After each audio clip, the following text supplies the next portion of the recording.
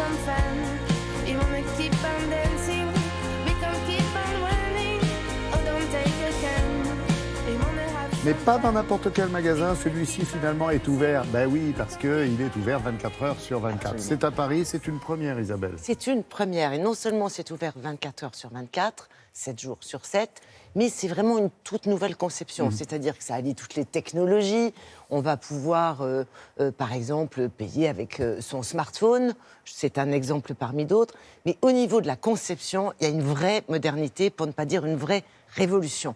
C'est-à-dire que sur un espace assez restreint, parce que finalement, ça fait 450 mètres carrés, c'est peu pour un magasin, même si c'est beaucoup pour Paris, il n'empêche qu'on va pouvoir profiter d'une offre extrêmement large, même si toutes les références ne sont pas sur place, que l'on va profiter d'une ambiance extrêmement conviviale, à l'opposé de ce que nous connaissons d'habitude, c'est-à-dire l'hypermarché, Oui. qui a un côté un peu déshumanisé, avec ses allées toutes droites et ses rayons qui n'en finissent pas.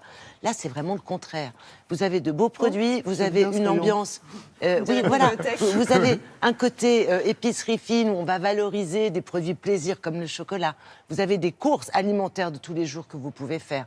Et je n'en dis pas plus, bien sûr, un espace restauration. C'est une conception toute nouvelle et qui, en prime, s'adapte à la demande locale. Donc, c'est vraisemblablement amené à se développer. Ce que je vous propose, c'est une petite visite guidée sur place et surtout l'avis, ensuite, le point de vue d'une sociologue.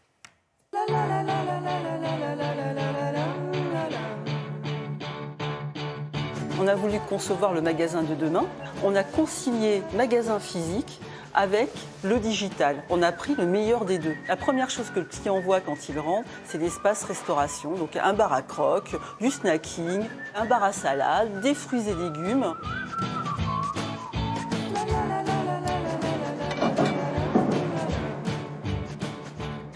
Pourquoi on a mis ça au rez-de-chaussée? Parce que nous ne sommes pas dans un magasin classique, nous sommes dans un concept store.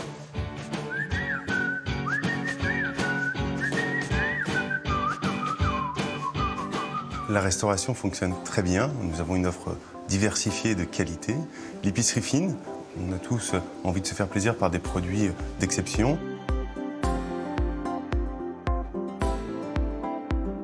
Les attentes consommateurs, c'est l'immédiateté, avoir un choix immense, mais à la fois une consommation responsable. Nous proposons de scanner nous-mêmes nos produits et de payer. Il suffit de mettre son smartphone sur une borne et le coût est joué très rapidement. Pour faire ses courses quand on veut, le magasin est ouvert 24 heures sur 24, 7 jours sur 7. Je cherche la lessive. Le client est tout à fait à l'aise avec l'expérience digitale qu'on lui propose. Il est lui-même détenteur de la première technologie avec son smartphone.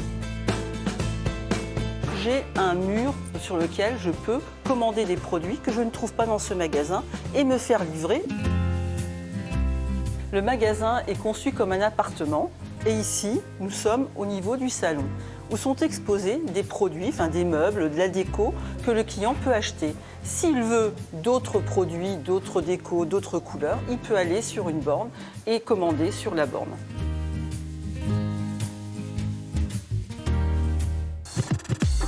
Le sous-sol est réservé à l'offre alimentaire dominée par des produits bio à plus de 50%. Nous allons continuer à renforcer notre offre de restauration, mais aussi renouveler des partenariats avec des marques invitées qui viendront faire déguster des produits à nos clients pour les surprendre et continuer à les satisfaire au quotidien. Ce qui est très important dans cette démarche telle que l'a fait cette enseigne, c'est de travailler sur la notion de commerce de précision. C'est-à-dire qu'on n'a pas une offre qui, quelles que soient les villes, quels que soient les quartiers, propose toujours les mêmes choses. Ça, c'est le format hyper et supermarché. Ici, on a une offre qui s'adapte aux besoins locaux. Donc, c'est ça qui est très, très malin dans ces nouveaux formats de magasins alimentaires, et non alimentaires d'ailleurs. Un peu magasin de luxe quand même, Isabelle. Alors, ça peut faire magasin de luxe parce que ça s'adapte à la demande locale.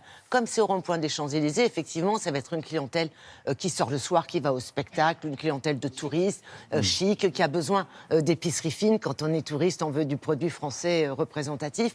Mais ce type de magasin s'adapte à la demande locale. C'est ça qui est assez si on intéressant. est dans un quartier universitaire. Ça Exactement, peut être, à Lyon, à Bordeaux, à Lille, voilà, ça peut se développer et c'est amené à se développer. Nous avons tout compris. Merci beaucoup Isabelle.